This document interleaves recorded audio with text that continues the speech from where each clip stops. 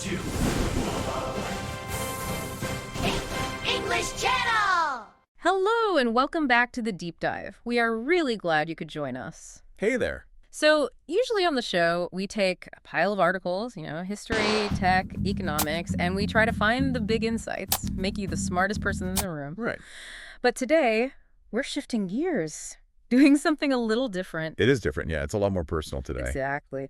Today, we are looking at a skill that, well, frankly, a lot of our listeners are trying to master right now. We're talking about learning English. We are, but not vocabulary lists, not verb tables or, how to use commas. No, we are diving into the psychology of it, specifically the psychology of speaking English. Because there's this huge gap, isn't there, between knowing it in your head and actually saying it out loud. That is the gap we want to close today. We've got a fascinating set of sources. It's a 3-part guide called Stop Making Excuses and Start Speaking. And it follows the advice of 2 language guides, Emily and Paul. And their whole philosophy is that the reason you aren't speaking isn't because you don't know enough words. Right. It's not a knowledge problem. It's a fear problem. The guide argues there are these, invisible walls, psychological barriers that stop people. So our mission today is to look at the 3 biggest traps they identify in the source material and help you tear them down. So you can start speaking today. Yeah. Not someday. Today. Okay, so let's lay it out. The source material breaks this down into 3 big excuses. The not ready trap. The no partner excuse. And something they call the grammar ghost. The grammar ghost, I think we've all been haunted by that. Oh, absolutely. Still am, probably. But let's start with that first one. From part 1 of the guide, the I'm not ready trap. This is, I think, the most common one. The source introduces us to this student, Maria, and she represents so many people. Okay. She listens to podcasts, she reads books, she knows the theory, but she says, I'm too scared to speak. I'll start speaking when I'm better. I'll start when I'm better. It sounds logical. It does. You don't want to fail. You want to wait until you're good at something before you do it. It feels logical, but the source makes this really strong argument that it's actually impossible. Impossible. How so? They use this driver's seat analogy. I like this one. Yeah, walk us through that. Okay, so imagine you want to learn to drive. You can buy the car manual. You can memorize every single part of the engine. Right. You can watch racing on TV all day. But if you never actually sit in the driver's seat, put your hands on the wheel, and press the gas, are you a driver? No, a fan. Yeah. Or maybe a mechanic. But you're not a driver. Exactly. And the source really hammers this home. The first time you sit in that seat, you are going to be terrible. You'll stall the engine. You'll brake too hard. Oh, for sure. It's going to be messy. And the not ready trap is believing you can study enough to just skip that whole bad driver phase. But you can't skip it. That's the whole point. You have to be bad at it before you can get good at it. Precisely. If you wait until you're a perfect driver to get in the car, you'll never get in the car. The source also uses a swimming analogy, which I think is even, more powerful. Yeah, you can't learn to swim in a library. Right. You can read about fluid dynamics. You can study water.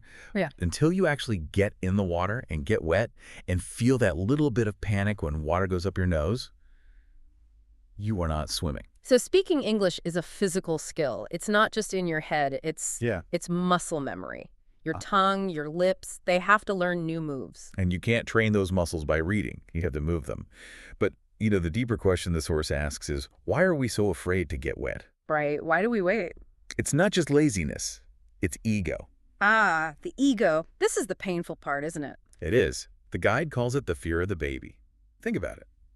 As an adult, you're smart. You, listen right now, you have complex thoughts in your native language. You can talk about politics, philosophy, your job. But then you switch to English and suddenly you sound like a toddler. We want food. Where's this bathroom? This good. Yeah, it feels humiliating. It feels like a downgrade. You lose your wit, your personality, and that hurts. It really does. It's a blow to your identity. But this is where Emily and Paul, in the source, they propose this huge mindset shift. They say, you should sound like a baby. That's a hard pill to swallow. Why should we want to sound like that? Because it means you're in the driver's seat. If you sound like a simplified version of yourself, it means you're actually doing it. You're practicing. So sounding like a beginner isn't failure. It's the necessary first step. It's the only first step. The discomfort means you're growing. If you feel perfectly safe, You're probably just reading a textbook. You're still in the library. Okay, so let's say we accept it. We accept the ego hit. We accept we're going to sound simple. What's the practical first step? How do you actually start? The advice is so simple. Use the English you have today. Not the English you wish you had next year. Exactly. The source gives the classic example of ordering coffee. Oh, I am so guilty of this. I get nervous. I point at the menu and I smile.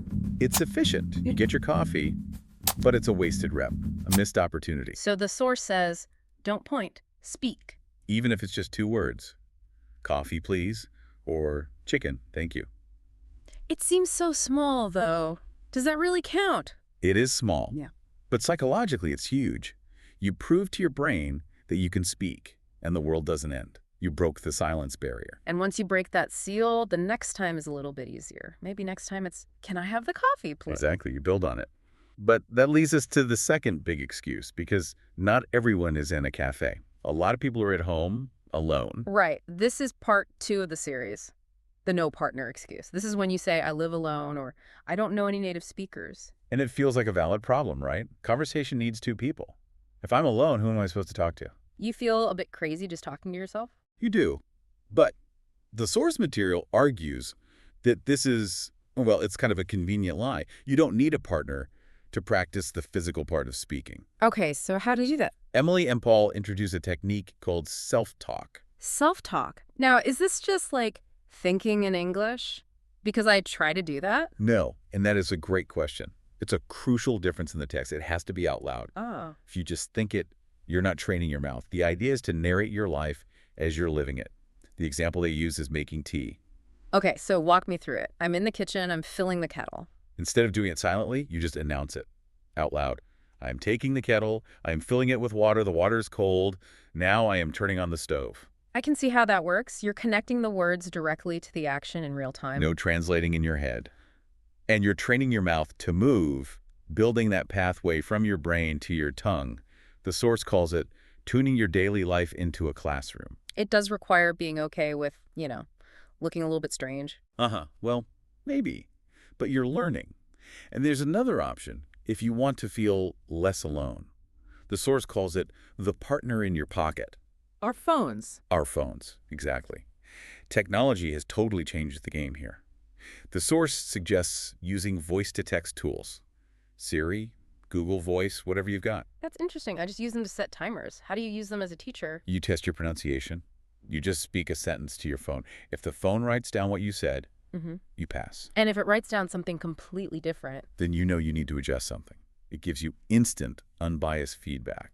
And the key takeaway here is, if a machine can understand you, a human definitely will. Because machines are still pretty bad at guessing context. Exactly. Machines are strict. Humans are nice. We try to figure out what you mean. So if you can pass the Siri test, you're doing great. The source also mentioned talking to things that can't judge you at all. Yes.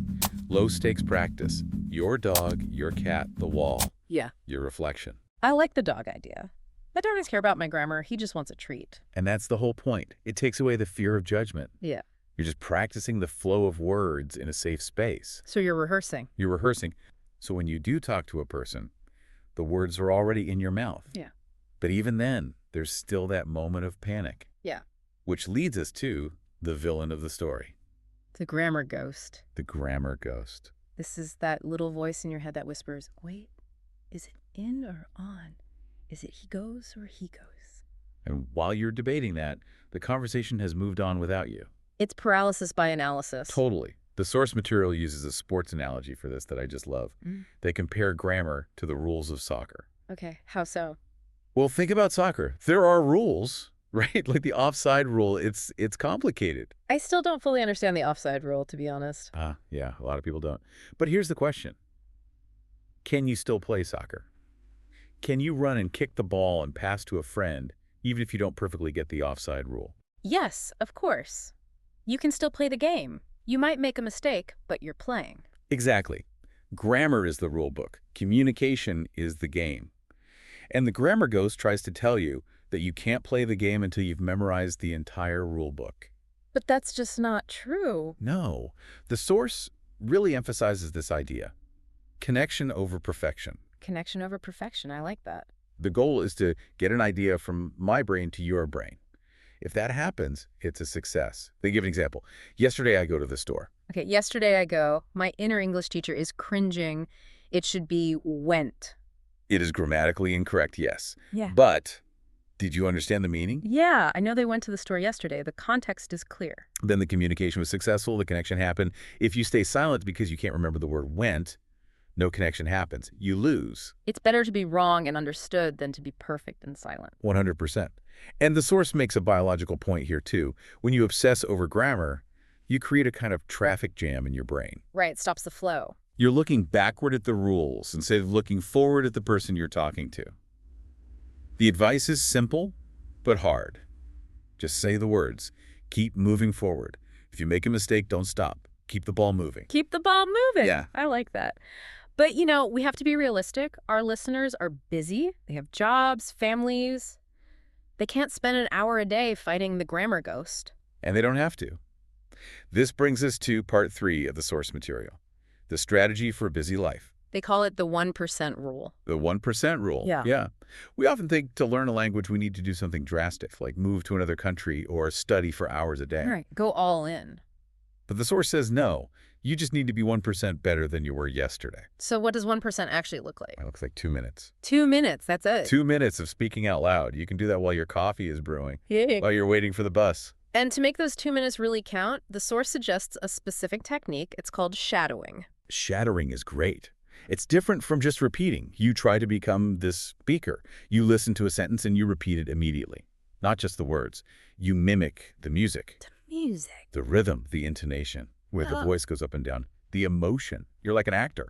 Paul actually leads an exercise in the text, and he uses a very specific phrase. Yeah, he does. The phrase is, I am brave and I make mistakes. I am brave and I make mistakes. That's really powerful. It's not just a sentence, it's an affirmation. It is. It combines the action with the mindset because you are brave for trying. Learning a language as an adult is brave, and you will make mistakes. If you accept that, you stop fearing them. Speaking of fear, Yeah. there's one last barrier the source tackles, and I think this might be the biggest one.